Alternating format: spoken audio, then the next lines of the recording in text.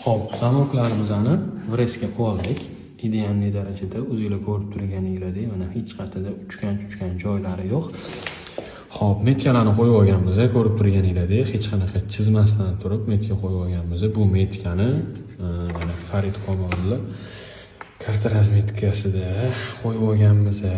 Buni qulaylik tomonlari mana ko'rib turganingizdek, o'zini teshik metkalariga mana to'g'ri qilib, cho'tki qilib mana teshiklarni qo'yganmiz. Zamokka, uniki hammasiniki bor, har xil zamokka metkalari bor.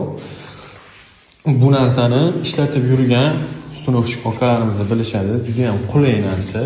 Ko'pchiliklar buni teshib olib turib, ruchkani qotirishga ishlatishadi. Biz buni konli o'qib hammasini bitta qilishga ishlatamiz.